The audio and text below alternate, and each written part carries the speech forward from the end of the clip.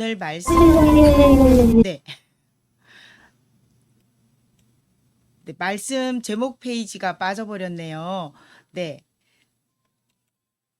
말씀 제목 페이지가 빠져버렸어요. 우리 주보에 나와 있는 거 주보 혹시 출력하신 분 계시다면 주보 참고하시고요.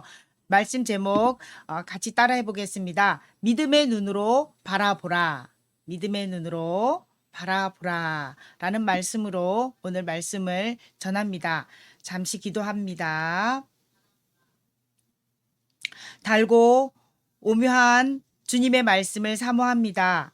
주님, 이 시간 우리에게 생명의 말씀을 들려주십시오. 우리가 듣고 말씀대로 행하겠습니다. 생활관에서 예배하는 용사들에게 깨닫는 은혜를 주시고 방해받지 않도록 도와주시옵소서. 전하는 제게도 은혜를 내려 주옵소서. 예수님의 이름으로 맛있어요. 클로바. 30분 후에 유석이 약 먹이기 알려줘. 30분 뒤에 알려드릴게요. 미세먼지 농도는 한때 나쁨 단계입니다. 클로바. 실내 모드 켜달라고 해. 실내 모드를 실행합니다. 와, 말로 하니까 편하다.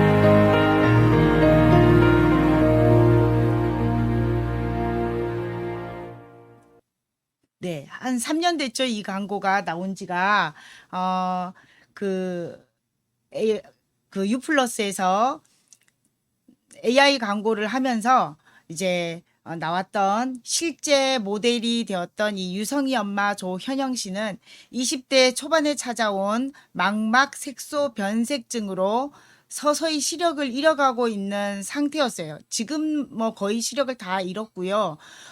빛만 밝기만 이렇게 식별할 수 있는 그런 상황이라고 합니다. 이 광고가 나오고 얼마 안 돼서 그녀의 남편 유성이 아빠가 세바시에 출연해서 이제 강연하는 중에 집을 마련하게 된다면 지방 곳곳에 AI 시스템을 설치할 것이다 라고 말을 하는 걸 제가 들었는데요. 이분 최정일 씨라고 하는 이분도 사실은 선천성 백내장의 각막 부종을 앓고 있어서 시력이 잔존 시력이 좀 남아 있기는 하지만 좀 불편한 그런 상황에 있습니다. 요즘에 나오는 스마트 기기들을 보면 그 조작 버튼이 돌출형이 아니라 평면형이죠. 아까 영상에서도 광고 중에도 잠깐 봤지만 평면형이기 때문에 시각장애인들은 더 그것을 인식할 수 없기 때문에 더 불편하다고 합니다. 우리는 깔끔하고 더 편리한 거지만 반대로 역설적이게도 시각장애인들에게는 불편함을 주는 그래서 더 장벽이 생기는 그런 결과를 낳았습니다. 자기 집이 생기면 집안 구석구석을 인공지능 AI 기술로 조작하는 세상이 오기를 꿈꾸는 이들을 응원합니다. 앞이 보이지 않으면요, 정말 답답하죠. 아까 앞이 보이지 않는 상태에서 분유를 탈 때 막 쏟기도 하잖아요. 근데 앞이 보이지 않으면 정말 답답한데 그냥 답답한 정도뿐만 아니라 하고 싶은 많은 것들을 포기해야 합니다. 시각적으로 보이는 것만을 우리가 또 생각하지는 않는데요. 또 어떤 거냐면 제 경험으로 비춰봤을 때 지금 우리 용사들과 같은 나이대 때 정말 답답했던 게 앞이 보이지 않는 겁니다. 내 미래가 어떻게 펼쳐질지 어떤 것을 준비해야 되는지에 대해서 앞이 보이지 않으니까 너무 답답했던 그래서 심하게는 밤을 새면서까지 고민을 했던 적도 있었습니다. 여러분들에게도 앞이 보이지 않고 답답한 그런 상황 때문에 불안하기도 하고 염려하기도 하고 또 걱정되는 그런 일들이 저와 같은 경험을 하고 있지 않을까라는 생각을 해봅니다. 내가 무엇을 해야 하는지 그 진로를 잡지 못하고 선택하지 못하는 상황이 너무나도 답답한데요. 우리가 이 답답함 속에서도 해답을 얻을 수 있는 건 여기 유성이 엄마 아빠가 의존하고 있는 이 AI 기술처럼 우리에게는 우리의 앞길을 환하게 비춰주시는 분이 계십니다. 바로 하나님이시죠. 하나님께서 우리가 하나님을 의지하면 우리는 세상 사람들이 바라보지 못하는 것들을 바라보게 되기 때문에 우리의 앞날에 대한 비전도 발견할 수 있게 됩니다. 특별히 믿음의 눈으로 우리가 바라보는 훈련이 필요합니다. 성경 속에서 이 믿음의 눈으로 바라봤던 인물들 몇 사람을 우리가 살펴보고자 합니다. 먼저는 정탐꾼들이 바라본 그런 세계입니다. 이스라엘 사람들이 출애굽해서 2년 만에 거의 2년 만에 가데스 바네아라고 하는 광야에 도착합니다. 바로 가나안 땅 남쪽 지역에 있는 그런 광야인데 거기에서 모세가 12명의 정탐꾼을 파송합니다. 40일 동안 가나안 땅을 정탐하는데 지형, 부족별 인구 분포, 군사적 요충지, 그리고 정치적인 상황, 그리고 그 땅에서 나는 특산품들, 그리고 성 안에 아주 세부적인 그런 지형들, 그리고 또 출입구, 그래서 이런 모든 것들을 탐색하고 오게 합니다. 특별히 제비뽑기를 통해서 12명을 뽑았다라고 성경에는 나오지만 그러나 이 과정 속에서 제가 볼 때는 참으로 정탐하기에 가장 잘 준비된 전문가들이 아닐까라는 생각을 해봅니다. 그렇지 않고서야 어떻게 그렇게 정확하게 상황들을 살피고 또 섬세하게 살피고 올 수 있을까라는 걸 생각해 볼 때 사실은 좀 안목이 있는 전문가들, 교육이 좀 되어진 그런 사람들이지 않을까라고 추측해 봅니다.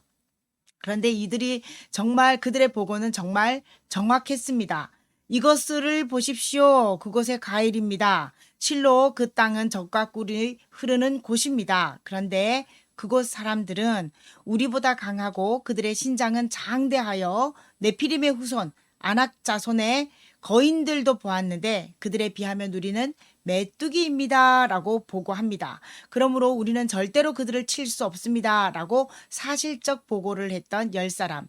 반면에 여호수아와 갈렙은 그곳은 사실 실제적으로 맞습니다. 과연 그 땅은 젖과 꿀이 흐르는 땅, 심히 아름다운 땅입니다.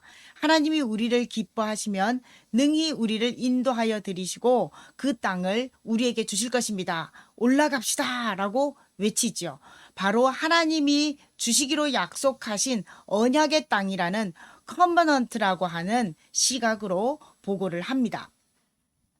우리가 팩트의 함정이 무엇이냐면 내 눈에 보이는 것, 확인된 것만 말하기 때문에 득실을 계산하게 되죠. 그래서 두려움을 조장합니다. 그러나 믿음의 눈으로 바라보면 하나님의 약속을 보게 됩니다.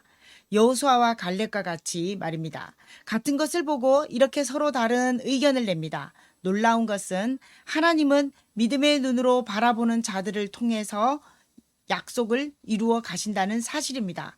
하나님의 약속을 보지 못하고 눈에 보이는 것만 사실적 보고만 했던 이들의 결과는 결국 가나안에 들어가지 못하게 되었다는 겁니다. 조병호 목사님은 출애굽 세대와 만나 세대를 이렇게 평가합니다. 하나님의 말씀을 출애굽 세대는 귀로 들었으나 만나 세대는 마음으로 담았다. 우리가 출애굽할 당시의 사람들을 출애굽 세대라고 하고 그들은 이 불평하고 낙담하고 또 불신앙을 보였던 모습 때문에 가나안에 들어가지 못하죠. 그러나 그들의 후손 세대, 이들은 만나를 먹고 광야에서 40년간 지냈던 훈련받았던 세대들이죠. 그래서 그들을 만나 세대라고 합니다. 여기서 하나님의 말씀이란 우리 조병호 목사님께서 말씀하신 하나님의 말씀이란 시내산 언약, 이스라엘 백성이 애굽을 탈출해서 시내산에 이르르게 되는데 한 6개월, 4개월에서 6개월 정도 사이에 시내산에 도착했고 그곳에서 1년 동안 하나님이 주신 계명들을 받게 되죠. 이렇게 시내산에서 받은 언약과 제사장 나라의 율법들을 말하는데 바로 약속의 땅에 들어가서 언약 백성으로 살아가기를 원하는 하나님의 간절한 마음을 담은 가르침입니다. 출애굽 세대에서는 유일하게 여호수아와 갈렙만 그 마음에 담고 있었고 또 그리고 그 후에 40년간 나면서부터 훈련받은 만나 세대들이 가나안에 들어가게 됩니다.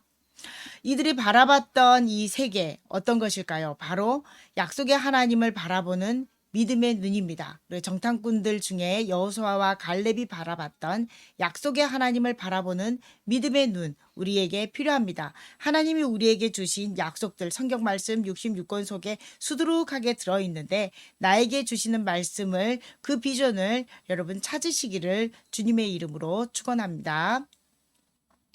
두 번째, 아브라함이 바라본 눈입니다. 믿음의 조상 아브라함이 세겜 근처에 거주할 때입니다. 가나안 사람들과 브리스 사람들이 터를 잡고 살고 있는 그 땅에 아브라함 가족과 아브라함에게서 분가한 롯의 가족이 같이 살게 되면서 아브라함의 종들과 롯의 종들 사이에 목축업을 했기 때문에 땅이 비좁았던 겁니다. 짐승들이 많이 늘어나면 늘어날수록 그 풀의 양은 제한되어 있었기 때문에 아브라함이 조용히 롯을 불러 말합니다. 우리가 한 친족이니 나와 너, 나의 목자와 너의 목자들이 다투게 하지 말자. 우리가 다 같이 살기에 여기가 너무 좁으니 우리가 여기를 떠나야 할 것 같아. 내가 좌하면 너는 우하고 내가 우하면 나는 좌하리라 라고 하면서 떨어져서 살 것을, 헤어질 것을 권유합니다. 아브라함은 롯이 먼저 좋은 것을 선택할 수 있도록 선택의 기회를 양보합니다. 그리고 롯은 동쪽의 요단 지역을 바라보았는데 소할 땅까지 물이 넉넉한 것이 마치 여호와의 동산 같고 애굽 땅과 같았다라고 성경에는 나옵니다. 고민할 필요도 없이 저기로 가겠습니다 라고 말합니다. 롯은 팩트의 렌즈로 그곳을 바라보았습니다. 그런데 그곳이 어떤 곳입니까? 소돔과 고모라 땅입니다. 그곳 백성들이 얼마나 타락했는지 의인 10명조차도 찾을 수 없어서 결국 유황불에 멸망했던 그런 도시입니다. 롯은 그의 식솔들을 떠나보내고 난 후에 롯과 그의 식솔들을 떠나보내고 난 후에 아브라함은 허전했습니다. 자식이 없었던 아브라함에게 있어서 롯은 자식 같은 존재였습니다. 그런데 불필요한 다툼을 피할 수 있는 유일한 길은 헤어지는 것이었고 그 헤어지는 과정을 좀 더 덕스럽게 하기 위해서 아브라함이 선택한 것은 양보였습니다. 그런데 정말 눈으로 봐도 롯이 선택한 땅이 정말 좋아 보였던 것은 사실입니다. 그리고 이제 허전한 마음을 안고 있을 때 그 빈자리에 하나님께서 찾아오십니다. 그리고 하나님께서 채워주시는데 오늘 우리가 읽은 본문의 말씀 14절에서 17절을 보면 동서남북을 바라봐라. 내가 내 자손에게 영원히 주리라. 지금은 무자하지만 내가 약속하건대 내 자손이 땅에 티끌같이 많아지게 할 것이다. 일어나 내가 바라본 그 땅을 종과 행으로 두루 다녀봐라. 내가 그것을 내게 주리라. 하나님께서 먼저 동서남북을 바라보라 라고 했을 때 아브라함은 황량한 그런 벌판만 바라보았을 것입니다. 어쩌면 낙심이 되어졌을 수도 있는데 하나님이 거기에 언약을 다시 확인시켜 주시고 다시 심어 주십니다. 내 자손에게 줄 것이고 내 자손이 또 이만큼 풍성해질 것이다 라고 하는 그런 약속을 받게 됩니다. 그리고 눈이 다시 띄입니다. 황량하게 보였던 그 광야가 젖과 꿀이 흐르는 땅, 정말 수없이 많은 자기 자손들이 그 땅을 누비고 있는 그 모습을 보게 됩니다. 그래서 그곳에서 하나님께 제단을 쌓고 감사의 예배를 드리게 되죠.